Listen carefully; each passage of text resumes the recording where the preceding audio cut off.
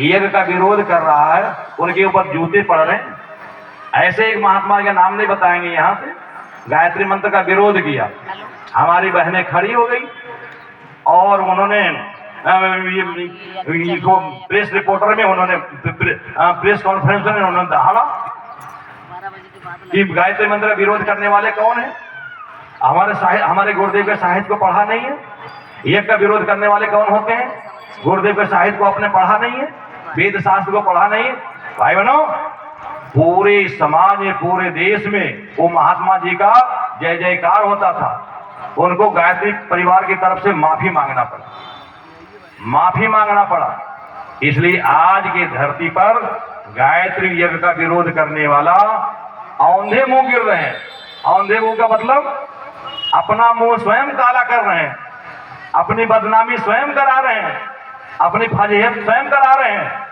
इसलिए गुरुदेव ने कहा था 1958 में क्या कहा था? समस्त दुनिया के तांत्रिक, समस्त दुनिया के धर्मात्मा, समस्त दुनिया का राजनेता मेरे युग निर्माण योजना को, मेरे आंदोलन में कोई सहयोग नहीं कर सकते हैं तो विरोध करने का हिम्मत मत करना। क्या उन्होंने कहा है? दुनिया के सारे राजनेता, दुनिया के सारे धर्मात्मा, दुनिया के सारे ज्योतिषाचार्य, दुनिया के सारे तांत्रिक यदि मेरे गायत्री परिवार के आंदोलन में सहयोग नहीं कर सकते हो तो विरोध करने का हिम्मत मत करना। ऐसी चुनौती भरा शब्द कौन बोल सकता है? ऐसा ललकार कौन लगा सकता है? जो स्वयं भगवान के रूप में धरती पर आया है। ऐसे भगवान का शिष्य बनने का मौका मिल रहा है, भक्त बनने का मौका मिल रहा है। आइए दोनों जनेऊ को अपने घुटने में लगा लीजिए, जनेऊ को अपने घुटने में फंसा कर रख लीजिए, दोनों हाथ कमर पर रखिए। बड़ा कर लूं? सभी लोग दोनों हाथ कमर पर रखिए। जो नहीं सुन रहे हैं उनको लाइन से बाहर कर दीजिए। यहां से इतनी तेज आवाज में भी सुनाई नहीं पड़ रही हो, इसका मतलब देखा देखी के साथ समझदारी का प्रयोग करना पड़ता है। देखा देखी करना चाहिए लेकिन समझदारी का प्रयोग करना चाहिए। इसलिए सारा दुनिया देखा देखी तो कर रही है लेकिन अपने समझदारी का उपयोग नहीं कर रही है। इसलिए सारी दुनिया में हाहाकार मचा हुआ है, सारी दुनिया परेशान है। इसलिए नकल में अकल की जरूरत पड़ती है, नकल में अकल की जरूरत है और अकल में नकल की जरूरत है। अच्छे गुणों का नकल करना चाहिए और जहां भीड़ भाड़ है वहां अपने अकल का उपयोग करना चाहिए। ठीक है, दोनों हाथ कमर रखिए, बोलिए ओम संयमशील तत्परश्च भविष्यामि संयमशील और तत्पर रहेंगे।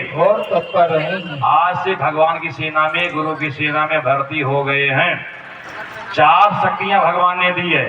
एक का नाम है विचार शक्ति, एक का नाम है इंद्रियों की शक्ति, एक का नाम है समय की शक्ति, एक का नाम है धन की शक्ति। ये चारों शक्तियों को आज से गलत काम से बचा करके अच्छे काम में लगाना है। इसी का नाम है संयम, इसी का नाम है भगवान के लिए 24 घंटे अलर्ट रहना, सावधान रहना, देखा देखी मत करना कि अमुक के विवाह शादियों में इतने लाख का पटाखा फोड़ा गया है, हम उससे ज्यादा फोड़ के दिखाएंगे। होली में लोग न जाने क्या क्या लगा करके रंग बर्बाद करके चेहरे बर्बाद करते रहते हैं। भाई बहनों, इसलिए दुनिया क्या कर रही है उसमें अपनी अकल लगाने के लिए गुरुदेव ने गुरु दीक्षा के माध्यम से आपके मस्तिष्क में घुसना चाहते हैं, आपके हृदय में घुसना चाहते हैं, जगह देना चाहते हैं, मंदिर का पट खोलना चाहते हैं, खिड़की खोलना चाहते हैं। भाई बहनों, सूर्योदय तो हो जाता है लेकिन अपने खिड़की नहीं खोलते, अपने दरवाजा नहीं खोलते और कहते सूर्य देवता जब तक हम सोए हुए हैं तब तक उदय मत होना। किसी के कहने से रुकेगा क्या? सूर्योदय रुकेगा क्या? ये तो हमारी नादानी है, हमारी कमजोरी है, हमारी ना समझदारी है। आइए दाहिने हाथ की मुट्ठी को बांधिए, दाहिने हाथ की मुट्ठी को बांधिए। ये है अनुशासन, गुरु के अनुशासन। जो जिसके अनुशासन में जीता है वो वैसा बन जाता है। मेडिकल स्कूल में मेडिकल कॉलेज में पढ़ने वाला स्टूडेंट वहां का अनुशासन पालन करता है तो डॉक्टर बनकर ही निकलता है। इंजीनियरिंग कॉलेज में पढ़ने वाला छात्र छात्राएं जब मेडिकल कॉलेज इंजीनियरिंग कॉलेज का अनुशासन पालन करता है तो इंजीनियर बनकर निकलता है। वैसे भगवान और गुरु का अनुशासन में जीने वाला एक नेक इंसान बनकर के अपने आप को साबित करता है। इसलिए गुरु के अनुशासन, भगवान का अनुशासन क्या है? नियमित 15 मिनट का गायत्री मंत्र जप, घड़ी से करना चाहे तब, और ऐसे माला लेके करना चाहे तो 3 माला का जप, 3 माला का जप आज से करना है। एक पेज एक ले। गुरु का ज्ञान आपके मस्तिष्क में कैसे आए? भाई किसी पावर ट्रांसफार्मर से बिजली लाना आपके अपने घर में तो क्या करना पड़ेगा?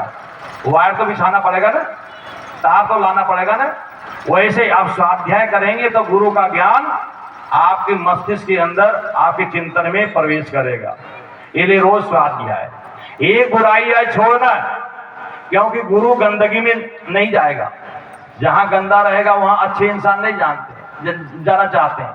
जिसके घर में गंदगी होती है, अच्छे रिश्ते नाते नहीं जाना पसंद करते हैं, अच्छा दोस्त पसंद नहीं करता है।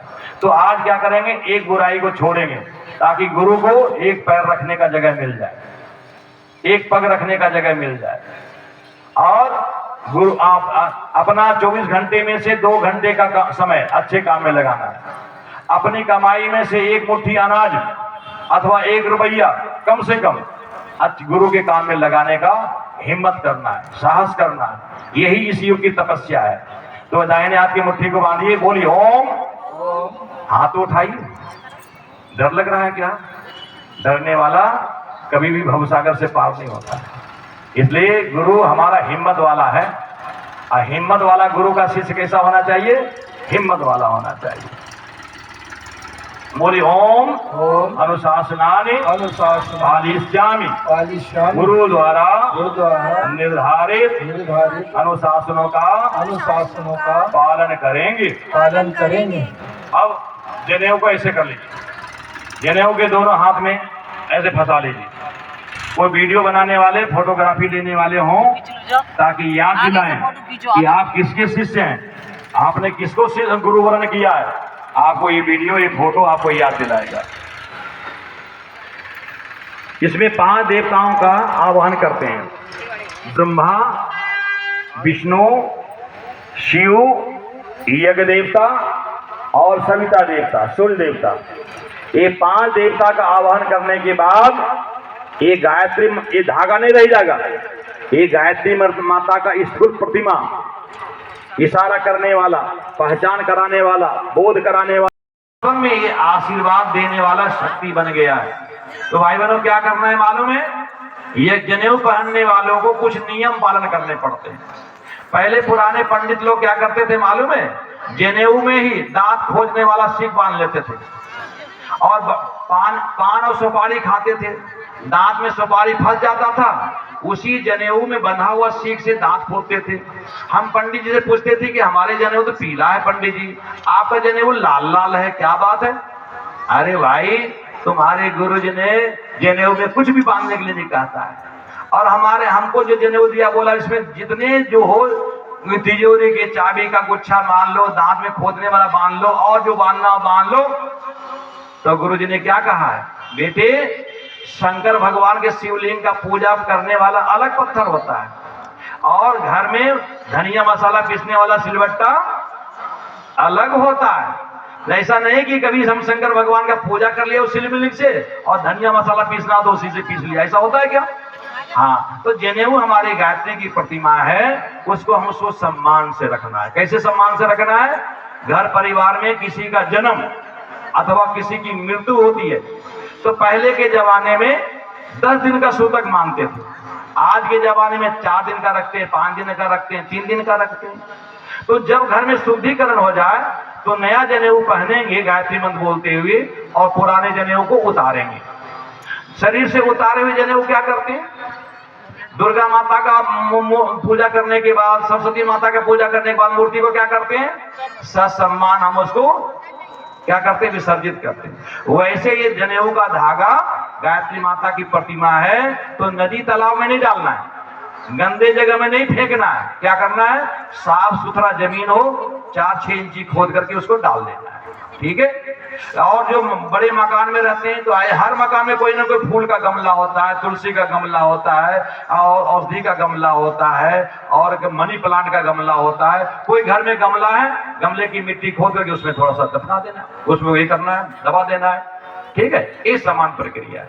और जब कोई धागा टूट जाए तो खंडित जनेऊ कंधे पर नहीं रखना है, बदल लेना है। और क्या करना है, नवरात्रियां आती है हमारी, चैत्र नवरात्रि आती है, आश्विन नवरात्रि आती है, उसमें जनेऊ बदल लेते हैं। और बहनों के लिए एक नियम है, जो बहनें मासिक धर्म वाली होती हैं उनको महीने में एक बार 4 दिन के बाद बदलना पड़ता है, और अलग से कोई नियम भाई और बहनों के लिए नहीं है। और जनेऊ आज के समय में एक बंडल 20 जोड़ी का होता है। एक जनेऊ कितने का होता है, 20 जोड़ा का होता है।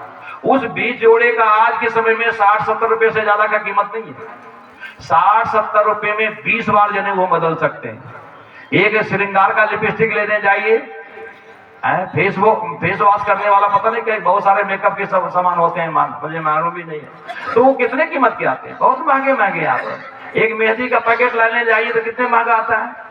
लेकिन भाई बहनों, ये गायत्री माता की प्रतिमा वो हम क्या करते हैं, वो बंडल के रूप में ले आते हैं, और जब बदलना होता है गायत्री मंत्र बोल करके बदल लेते हैं, गायत्री मंत्र बोल करके उतार देते हैं, ठीक है, सामान्य नियम है। आइए अब गुरु दीक्षा लेने के लिए जनेऊ संस्कार कराने वालों को गायत्री मंत्र का जप करना होता है। ऐसे रखिए, दोनों हाथ मिलाइए, दोनों ऐसे हाथ रखिए और ऐसे मिलाइए, दोनों अंगुलियां ऐसे मिलाइए, ठीक है। दोनों अंगुलियां सामने रखिए, अंगूठी दोनों सामने रखिए, और दोनों केहूनी दोनों पसली से लगाइए, दोनों हाथ की केहूनी दोनों पसली से लगाइए, ज्यादा टाइट नहीं करना है। ब्रह्मा जी का ध्यान करें, यहां से बोला जा रहा है, आप ब्रह्मा जी जिस रूप में भी मानते हैं जानते हैं उनका ध्यान करें। बोले, ब्रह्मा हमें सृजनशीलता प्रदान करें। ओम ब्रह्मा सृजनशीलताम ददातु। ओम ब्रह्मणे नमः। आवाहयामि स्थापयामि ध्यायामि। जब ब्रह्मणे नमः कहा जाए तो दोनों हाथों को मिलाएंगे और नमस्कार। एक बार हाथ जोड़ लीजिए, ब्रह्मणे नमः। फिर विष्णु भगवान का ध्यान कीजिए। बोली, विष्णु हमें पोषण क्षमता से युक्त बनावे। ओम विष्णु पोषण क्षमता ददातु। ओम विष्णवे नमः। आवाहयामि स्थापयामि ध्यायामि। शिव भगवान, महाशिवरात्रि का दिन कल है, और भगवान की कितनी बड़ी कृपा है। कल भी गुरु दीक्षा संस्कार हुआ, आज भी गुरु दीक्षा संस्कार हो रहा है। और भगवान शिव को प्राप्त करने के लिए क्या कहा गया है, उपनिषद में एक वाक्य आता है, शिवम भूत्वा शिवम जयेत। शिव को प्राप्त करने के लिए, शिव का आशीर्वाद करने के लिए अपने जीवन को, अपने विचारों को कल्याणकारी बनाना पड़ता है। अब शिव भगवान का आशीर्वाद मिलता है आपको। इस धरती पर माता पार्वती और शिव दोनों का रोल करने वाले परम पूज्य गुरुदेव परम बंदिया माता जी इस धरती पर लोगों ने अनुभव किया है। लोगों ने हजारों आदमियों के बीच में कहा है कि मैंने गुरु को पाया है शंकर भगवान के रूप में, माता पार्वती के रूप में।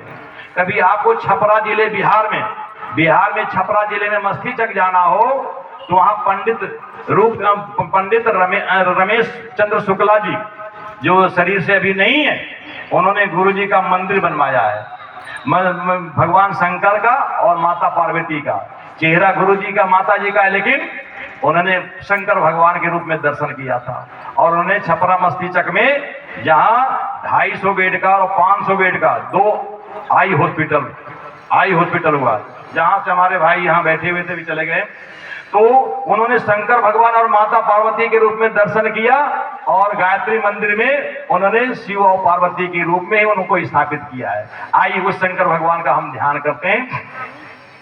बोले, शिव हमें अमृत प्रदान करे। ओम शिव अमृताम ददातु।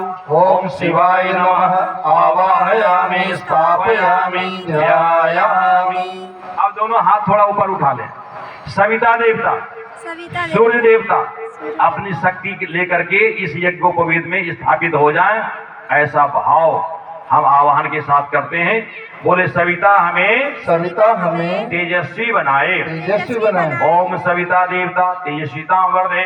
ओम सवित्रे नमः आवाहयामि स्थापयामि ध्यायामि। और यदि कोई बात मालूम न रहे तो 3 बात याद रखें। जनेऊ पहनने का उद्देश्य, जनेऊ धारण करने का उद्देश्य क्या है, आप दोहराएंगे। बोले ओम ओम गायत्री रूपम गायत्री रूपम धारयामि। धारयामि। हम इस यज्ञोपवीत को हम इस यज्ञोपवीत को गायत्री प्रतिमा के रूप में गायत्री प्रतिमा के धारण कर रहे हैं। धारण कर रहे हैं। ओम यज्ञ प्रतीक रूपम यज्ञ प्रतीक धारयामि। धारयामि। हम इस यज्ञोपवीत को हम इस यज्ञोपवीत को यज्ञ के प्रतीक के रूप में यज्ञ के प्रतीक के रूप में धारण कर रहे हैं। धारण कर रहे हैं। ओम बोली ओम ओम गुरु अनुशासन रूपम गुरु अनुशासन धारयामि। धारयामि। हम इसे गुरु के अनुशासन के रूप में गुरु के अनुशासन धारण कर रहे हैं। धारण कर रहे हैं। अब आज जनेऊ पहनने का मंत्र यहाँ बोला जाएगा। सिर्फ माताओं बहनों के लिए और बच्चों के लिए क्या करना है, इस जनेऊ को डबल कर लेना है, माला जैसा बना लेना है। और जब हम मंत्र बोलेंगे तो अपने अपने गले में डाल लेना है। पुरुष भाई बाएं कंधे पर और दाहिने हाथ के नीचे। पुरुष भाई बाएं कंधे के ऊपर और दाहिने हाथ के नीचे। हमारी माताएं बहनें सहयोग कर सकते हैं, भाई लोग सहयोग कर सकते हैं। दो चार लोग खड़े हो जाए, उनके गले में माला ये जनेऊ पहनवाने के लिए खड़े हो जाए। हमारे कार्यकर्ता बहनें खड़े हो जाए, सहयोग करें। माताओं बहनों हाथ के नीचे रखेंगे। ओम यज्ञो पवित्रं परम पवित्रं प्रजापतेय सहजं पुरता आयो समग्रं प्रतिमुच शुभ्रं यज्ञो पवित्रं परमस्तु तेज यज्ञो पवित्रं